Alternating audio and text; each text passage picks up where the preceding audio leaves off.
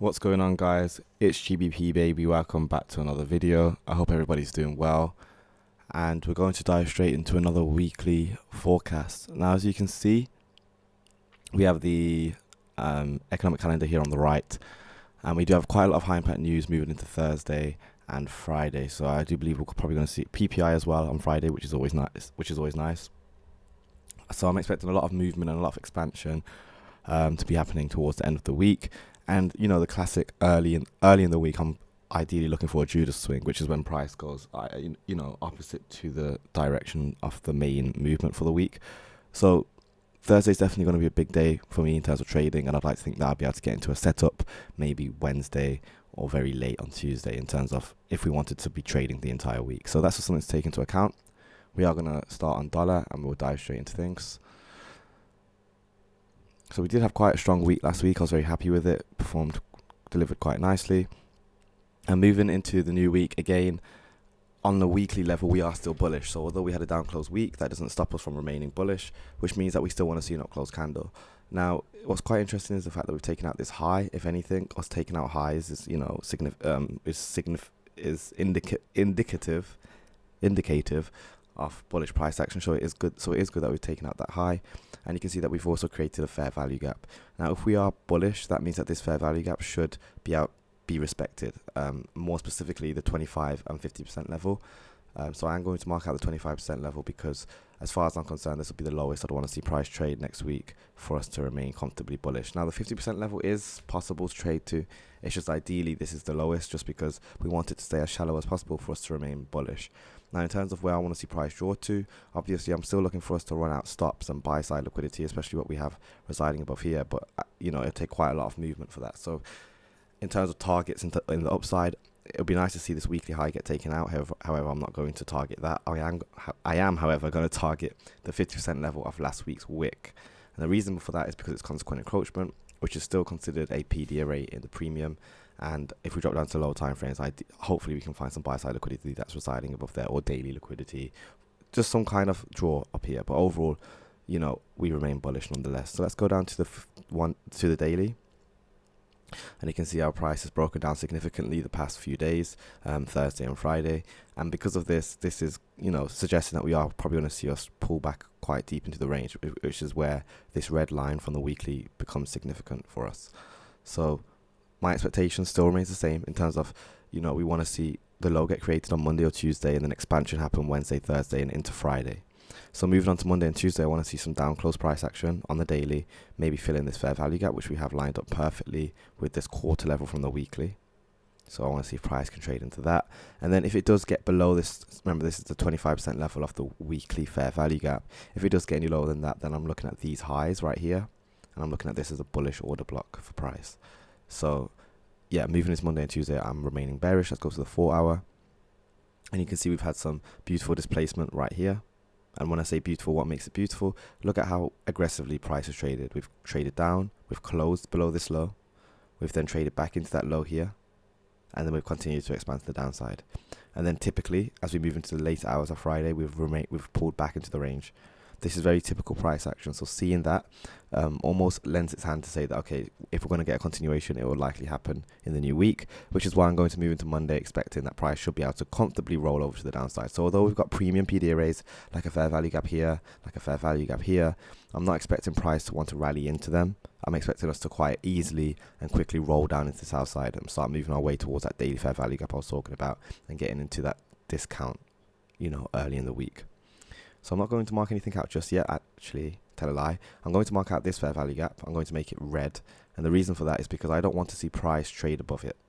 Now, it can wick above there or do what it needs, but ideally, if price does come up into it, it'll find a lot of resistance. Ideally, it doesn't go anywhere near it, and we can just roll over into the south side, but that's not always the case. And that's why we're putting this as like a limit to say, okay, if it's going to rally, this is where I'd expect us to rally to then expand lower and start thinking about sell stops. But let's go down to the 15-minute, and you can see some quite interesting price action in terms of us staying within a range. Again, I'm allowing for us to rally there. I doubt we're going to rally there, and I think moving into Monday and Tuesday, we'll probably find us dropping down to the sell stops and running out south side liquidity below here. So that's why I'm looking for price to move. So I hope that all makes sense, guys. but it's pretty simple what I'm expecting. It's pretty basic what I'm expecting in terms of the layout for the week. Just a classic open, drop, and then expand to the upside. What I'm also going to be paying close attention to is that Sunday opening price. I'd like to think that we can draw that out for the week, which we will. I should be posting daily this week as well. And, you know, when we get to Wednesday, if we're still below it, it should be an easy target. And I've done this multiple times on this channel. Even last week, I called out the Sunday opening price being a drawn liquidity, and price will run to it, just like what we had happen last week. So we were up here. And then if you look at my videos last week, I was saying we're going to run for that Sunday opening price. And then from about, I think it was Thursday through to Friday, price just dropped aggressively and ran straight for that Sunday opening price, just as I called. I'm expecting the same thing to happen. We'll probably drop low, except the opposite, in terms of us dropping lower, maybe on the Monday or Tuesday. And then looking at that Sunday opening price, seeing where we are below it, recognizing that we haven't traded above it, and then using that as a target for price to swing up into it on the back of the high impact news. So it's all time and price. And, you know, being able to utilize the Sunday opening price appropriately. But generally speaking, I want to see if price can dip down below the south side liquidity moving into Monday. And if it does want to just consolidate on Monday, so be it. Then Tuesday, I want to see it start to run. That's going to be everything on dollar. Let's head on to GBP USD. So overall on dollar, let me just to make things a little bit more clear. Monday, Tuesday, I want to see downwards price action. Later on in the week, I want to see upwards price action, and I want us to close with an up close candle because on the weekly we're bullish. So moving that into GBP, obviously we simply invert everything I just said. Monday, Tuesday, I want to see us rally, and then later on in the week, I want to see us expand to the downside because I'm looking for a down close candle. So let's go to the weekly nonetheless, and you can see we've had quite a interesting week. Again, I'm going to do this exact same thing. I'm splitting up this into quarters. Ideally, the quarter level is what's traded to. It can reach the 50% level, which is what we call consequent encroachment. It's just that ideally we only go to the 25% level because that hints to more bearishness. And if you've been watching me, you'll know about that, you know, that idea. Again, sell side, it'll be nice to run out these lows, but I doubt we're going to do that. So what I'm going to use instead is I'm going to use the 50% level, which is consequent encroachment. And you could argue, why am I using 50% for this wick, but 25% for this wick? The reason for that is because I want to see a shallow struggle on the upside if we're bearish. So I want to set a lower, more achievable target in terms of our Judas swing to hit for us to then anticipate some kind of reversal on the back of it in terms of a price point. In terms of targeting the south side, I believe that this low from last week is a little bit ambitious. And because of that, the next level would be the 50% level, not the 25% level. Does that make sense?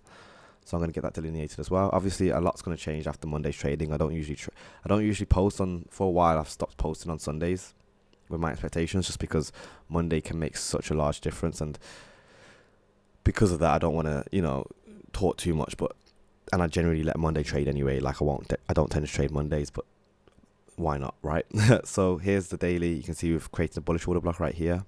I'm happy for price to tap back into that maybe tomorrow, early hours, and then use that as a springboard to then send it up into that 25% level.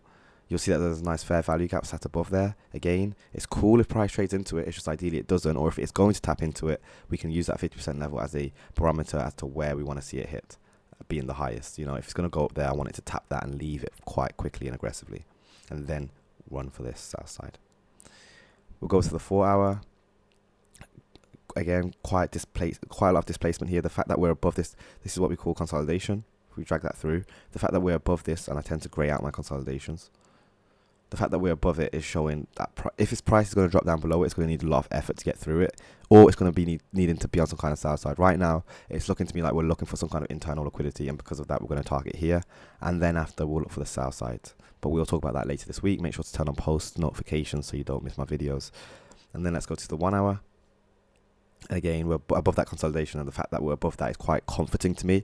I'm like, okay, this is going to hold price, and if it doesn't, that means if we're going to drop, if this doesn't hold price, now let me get this drawn out again. If this consolidation is failing to hold price, and when I say hold price, I mean keep it, you know, above. If it fails and price just drops below it, we're going to start rallying. We're going to start falling very aggressively, very quickly. I think we'll have a very expansive week, as in we'll be running at stupid speeds to the downside, because this should be able to hold it at least up until here, until we have it like, you know, more of a formal reversal on this time frame for us to anticipate us running below it. But we can talk more about that next week. And you can see we do have high impact news on Tuesday for pound as well. And if I just get the economic calendar up again, if I can remember which one. you can see that we have quite a lot of high impact news on Thursday as well, and in the early on Tuesday as well. So Tuesday, I'm going to be actively looking for displacement. I'll be comparing pound very closely to the euro, and I won't be surprised if pound's maybe rallying different to euro, or it's struggling different to euro. And then because of that, that should set us up nicely for the week, especially considering euro only has one high impact news event, and that's on a Wednesday, which is quite interesting. So Tuesday is going to be an interesting day to be trading GBP. That's going to be everything on pound. I hope that all makes sense. Go to the 15-minute, not really much other than the fact that I'm expecting us to just be able to open and start rallying pretty much straight off the back of it. And then once it's in the premiums, then and then only am I looking for a break in market structure or some kind of hint that we're going to start hunting for sell stops for the rest of the week, hunting for that Sunday opening price, and that might be on the back of the news, which would be very ideal on that Tuesday. And it's very classic as well, but we'll talk more on that tomorrow or after tomorrow's trading. So let's finish up on Euro USD. Again, same thing. I'm expecting a down close week, but in early hours, I want to see some kind of rallying. I'm expecting a down close week because as far as I'm concerned, on the weekly, we are still bearish and we're still hunting for sell stops. Yes, we closed up, but that doesn't mean go long, go long, go long. But there's going to be a lot of people that are looking at these charts saying, oh, it's going to be going up now. We got to play the markets the way it plays with us. Now, because there's not a weekly fair value gap the same way that we have on dollar and on pound, there is a PDRA right here. I don't know what it's called, but this cross section right here is going to be significant to us. So I'm going to draw that out, and as we drop down to the low time frames, hopefully we should be able to find some PDRAs that match with it that we can use for reference. And then on the back of that, same thing in terms of targeting, my low hanging fruit is going to be this red level right here, which is what we call the midpoint, consequent encroachment, sorry. And then let's drop down to the daily. Excuse me.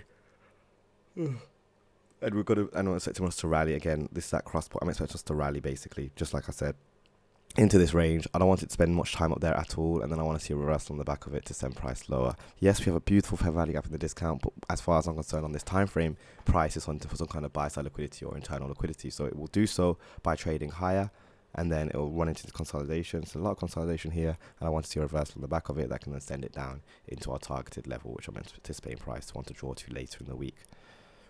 So I hope that all makes sense, guys. It's pretty simple in what I'm expecting, nothing too crazy. Again, look at this consolidation. Yes, we're below it, but it'd be nice to see if price can just, push through that in the early hours of Monday, get above it, and then I'll be happy to expect rallying.